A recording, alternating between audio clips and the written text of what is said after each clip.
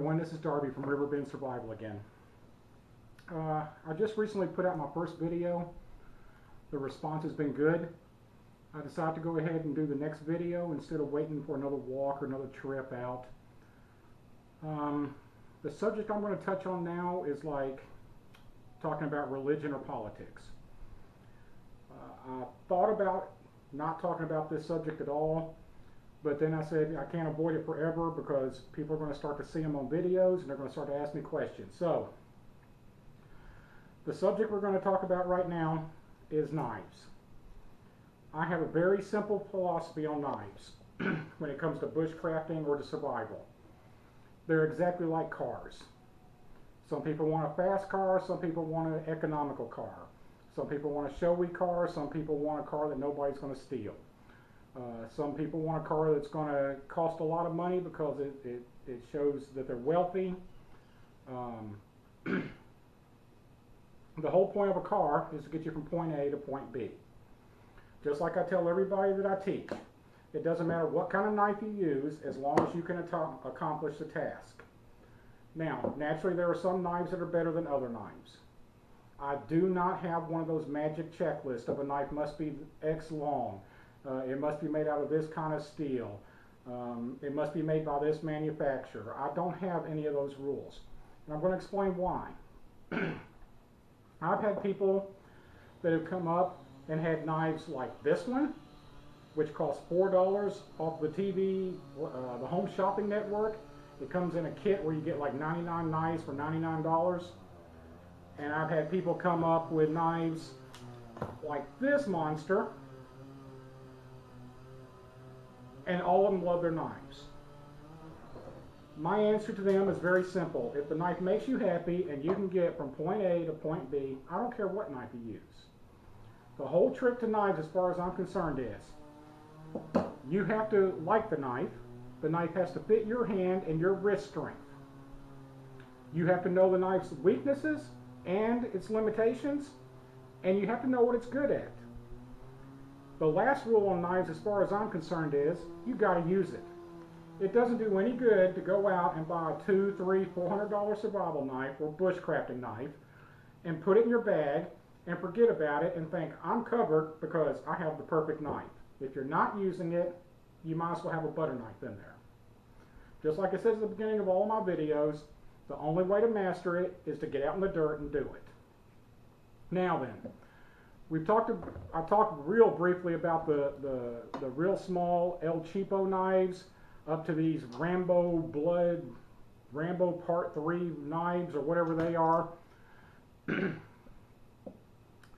There are two knives that I use more than any other knife. The first one is, and I don't recommend any knife. I don't recommend any equipment. I don't recommend any tents. I don't recommend any kind of line. All I'm going to say on these videos is what I personally use. And sometimes it changes. Sometimes you'll see me in a video using bank line. Sometimes you'll see me using paracord. The truth is, it depends on what I have in my pack at the time. And that's determined by what I have the most of in these boxes that are sitting in my house. The knife that I use 90% of the time or more is right here. It's the very small Becker S-E-E-S-E-E. It's made by K-Bar. It's a frame knife. I happen to put a paracord wrap on it. And I don't know if I can get it in close enough for you to see.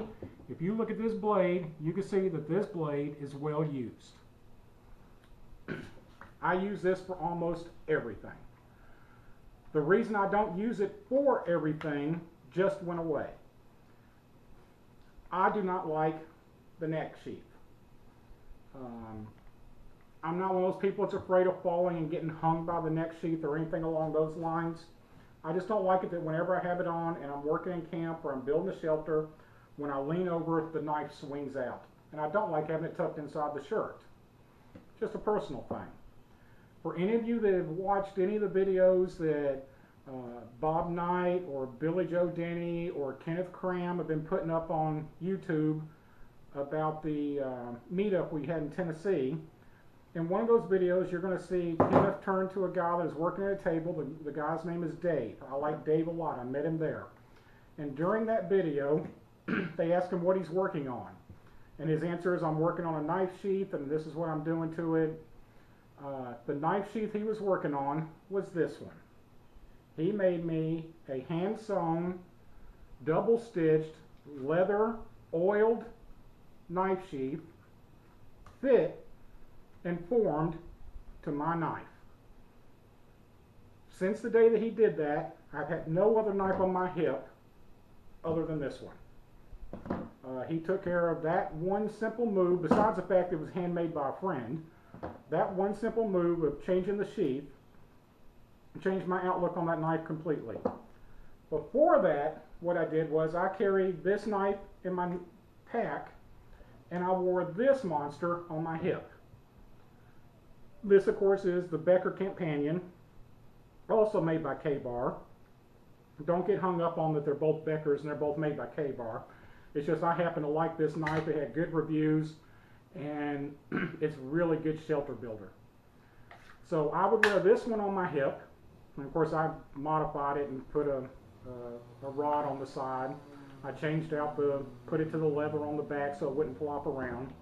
But I wore this on my hip and carried this the Becker necker in my bag. When I was doing camp work, stuff around there, I would take out the necker and I would use it. When I was out walking, when I was out gathering wood, when I was making shelter, whatever, I used the bigger one. Having said that, up on the land that we're part of a community that's got land for off-grid living, and you'll be seeing a series of videos coming out about that. About the only knife I ever wear on my hip up there is this one. See if I can get in close enough. It is almost the same size as the Becker necker. They're about the exact same size. I like this knife a lot. This knife was made by Jacobs Customs Knives. It does have a stainless steel blade on it. The back is a little rounded. It won't strike a ferrocerium rod off the back. It has gorgeous handles on it. I don't know if I can get this up here close enough for you to see. It has gorgeous handles on it. It is full tang. I don't use it as a survival knife or a bushcrafting knife just to the sheer fact of it was really expensive. And I'm afraid of breaking the handles. Just being honest about it. I use it all the time up at the land. Some of the people have these rules that they put out that says there can be no folding knives. I will tell you I've done more trips using this folding knife than most people will do in their life. And this is nothing but a Gerber 600 stainless steel blade, folding knife, plastic handle, polymer handle. This knife is a rock star. It'll do just about anything you want. Likewise, you're going to hear people that talk about don't ever buy the survival knives that have a number of things going on, including having the slot in the handle to carry supplies in, having the serrated edge on back, having the sharpened edge up here, not full tang. I will tell you right now that when I was 13 or 14 years old, my mom bought this knife for me at a flea market. I carried this knife 20 years. I took this knife with me to Africa. I took this knife with me to the Middle East. I took this knife with me to Europe. This knife has been around the world. This knife has never failed me. But it breaks just about every one of the rules that people have on their magic list.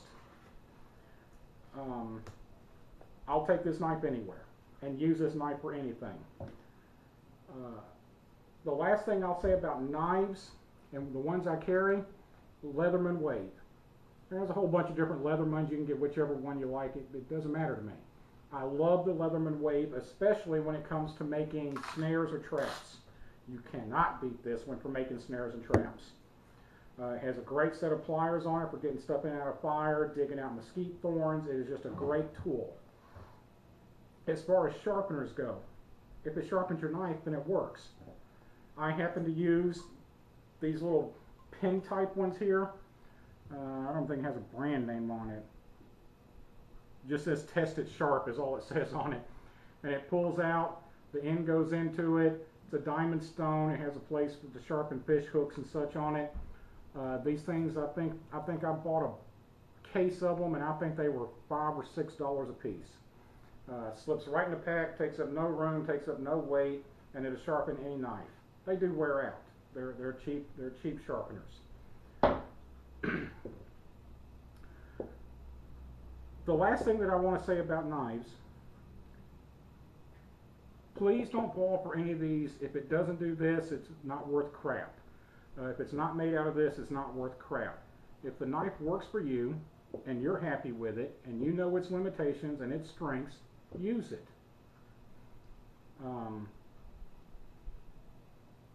Anybody that tells you differently, I shouldn't say anybody, most people that tell you differently are just set in their mind that this is the best thing ever since sliced bread. Some people are trying to sell stuff. I personally, as you saw here, with the exception of this Rambo knife, which was given to me, I do not buy a knife that has somebody's name on it. I'm not going to pay extra because somebody put their name on it.